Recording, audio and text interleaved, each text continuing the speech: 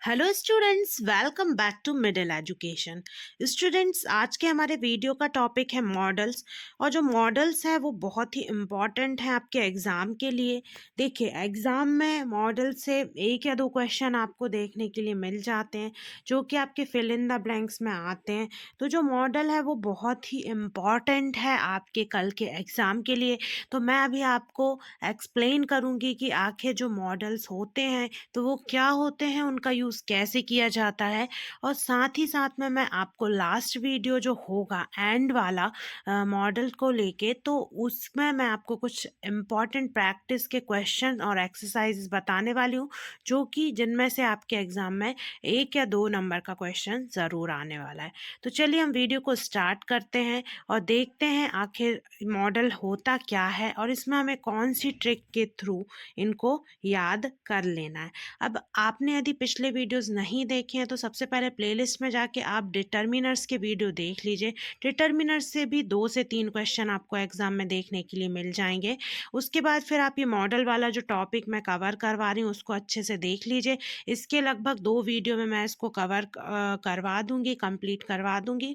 और उसके बाद फिर नेक्स्ट जो हमारा वीडियो रहेगा वो रहेगा हमारा एक्टिव एंड पैसिव वॉइस का, जिसमें मैं एक ही वीडियो के अंदर आपको चेंज करना, जो आपको एक क्वेश्चन आता है कि एक्टिव वॉइस से पैसिव वॉइस में चेंज करना है सेंटेंस को, वो मैं अच्छे से समझा दूंगी। और उसके बाद अभी ये जो वीडियो है उसमें मैं आपको मॉडल्स के बारे में बताने वाली हूँ और फिर उसके बाद जो मॉडल के एग्जाम्पल्स हैं उनको भी समझाने वाली हूँ। तो चलिए हम यहाँ पे स्टार्ट करते हैं और देखते हैं जो फर्स्ट यहाँ पे हेडिंग दी हुई है वो है हाउ टू यूज़ मॉडल्स। जो मॉडल्स हैं उनका यूज़ आपको कैसे करना है। तो ये देखिए, यहाँ पे मैं आपको एक चार्ट दिखाने वाली हूँ। इस चार्ट के थ्रू आपको मॉडल बहुत ही अच्छे से समझ में आने वाला है। ये देखिए, ये हमारे पास मैंने जो कुछ बहुत इम्पॉर्टेंट मॉडल्स हैं उनको यहाँ पे एक एक साथ कलेक्ट करके मैंने एक चार्ट बनाया हुआ है। तो ये चार्ट से आपको अच्छे से समझ में आ जाएगा कि किस मॉडल को आपको कहाँ यूज़ करना है।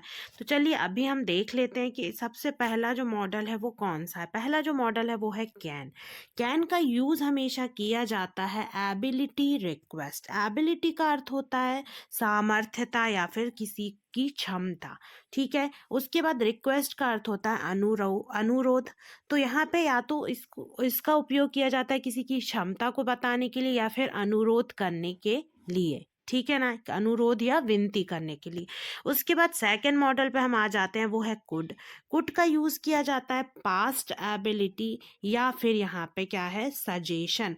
मतलब कि या तो पिछली भूतकाल की कोई क्षमता बताने के लिए या फिर सजेशन यानी सुझाव देने के लिए।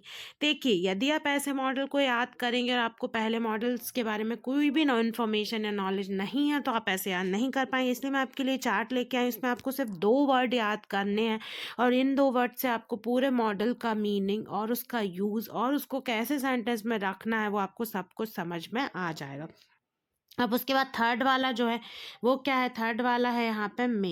ठीक है। तो मे का यूज़ कैसे किया जाता है। मे का यूज़ होता है परमिशन।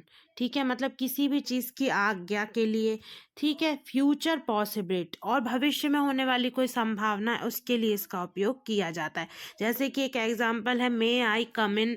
मे आई कम इन। तो ये जो एग्जांपल है जिसका यूज़ अक्सर स्टूडेंट करते हैं जब वो बाहर जाते हैं और रूम के अंदर उनको एंट्री लेना होती है, तो वो अक्सर अपने टीचर से एक परमिशन लेते हैं, मे आई कम इन सर या मे आई कम इन मैम। तो ये जो सेंटेंस है वो ये मे जो मॉडल है उसका यूज़ करके ही बनाया गया है।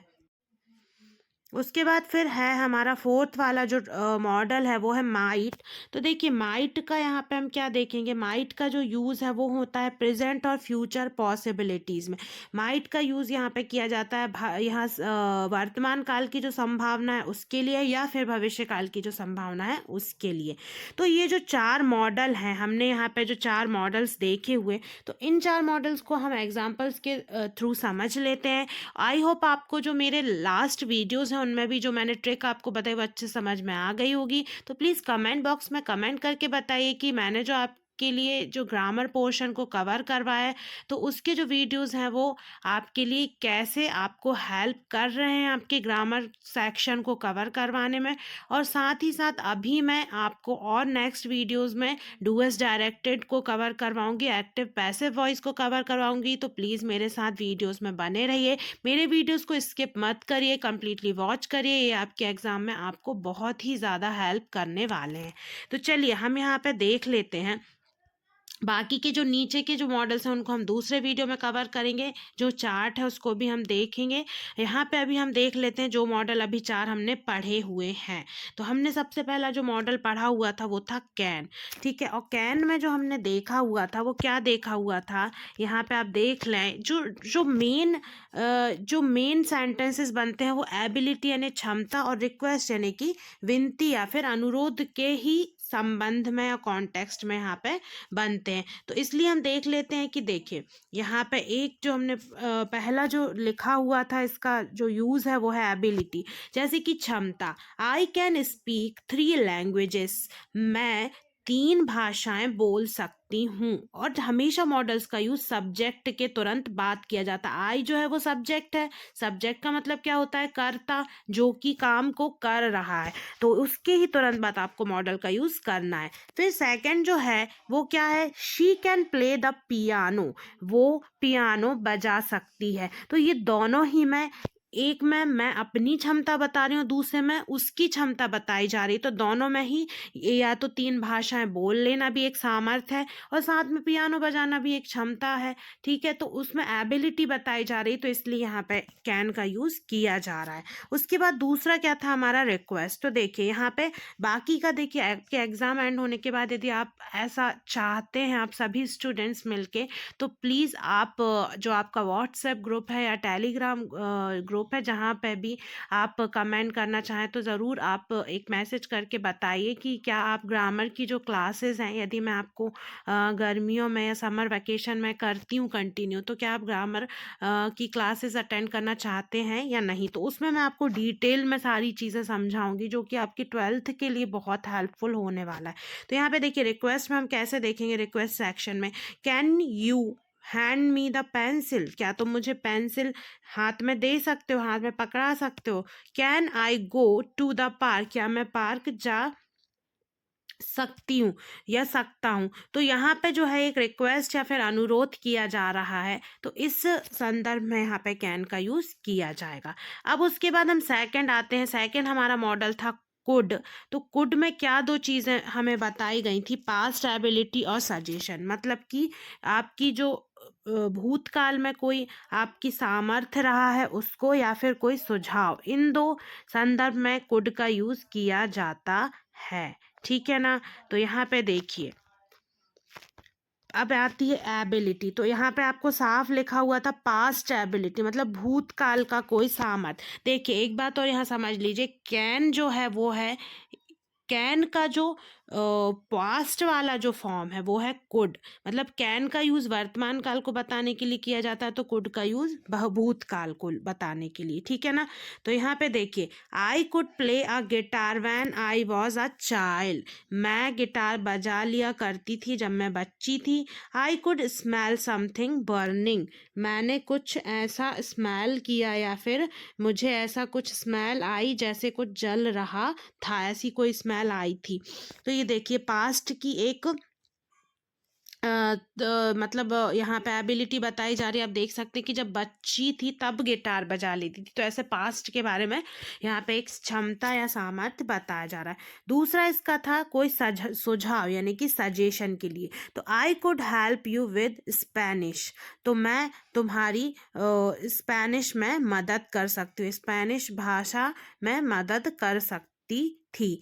दे could go to the movies if you want, वे मूवी के लिए जा सकते थे, मूवी देखने के लिए जा सकते थे यदि तुम चाहते तो, इफ़ यू वांट, यदि तुम चाहते तो ये यहाँ पे हो गया एक सुझाव, और ऊपर हो गई है भूतकाल की कोई भी क्षमता या सामर्थ्य। उसके बाद फिर हम देख लेते हैं तीसरा नंबर का जो है हमारा वो है मे।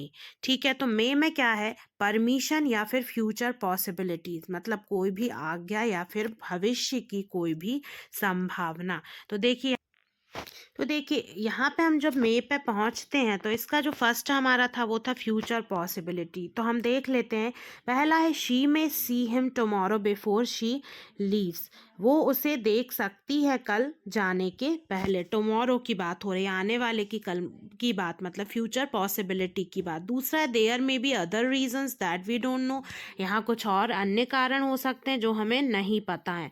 इसी तरीके से दूसरा जो हमारा था यूज़ वो था परमिशन। तो यहाँ पे देखेंगे हम दो sentence, how may I help you, मैं आपकी मदद कैसे कर सकता हूँ। ठीक है, उसके बाद फिर यहाँ पे देखेंगे you may sit at the front of the class, तुम क्लास में सबसे आगे बैठ सकते हो, मतलब एक ऑप्शन दिया जा रहा है, चाहो तो बैठ सकते हो।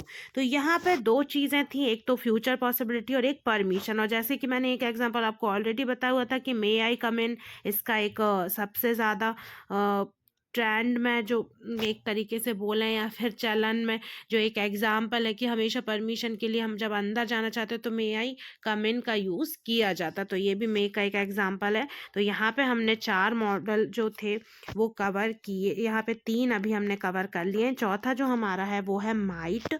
तो माइट का जो यूज़ है वो किया जाता है प्रेजेंट और फ्यूचर की पॉसिबिलिटी के लिए, मतलब कि प्रेजेंट और फ्यूचर की पॉसिबिलिटी के लिए इसका मेन यूज़ किया जाता है।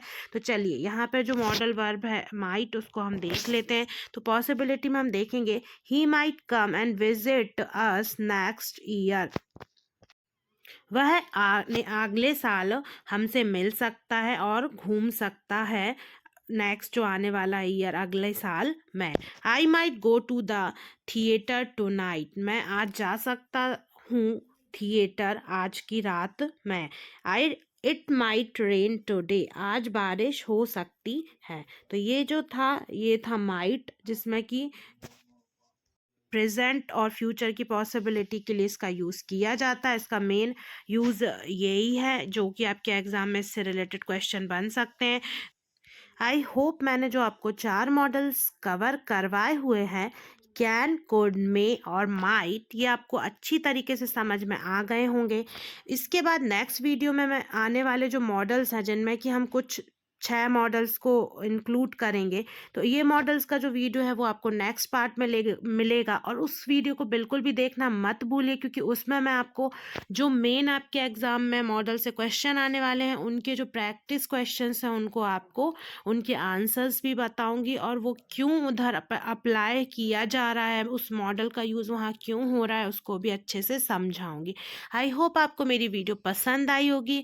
तो वीडियो को लाइक एंड शेयर करना, साथ में कमेंट बॉक्स में कमेंट करना मत भूलिए। Thanks for watching this video.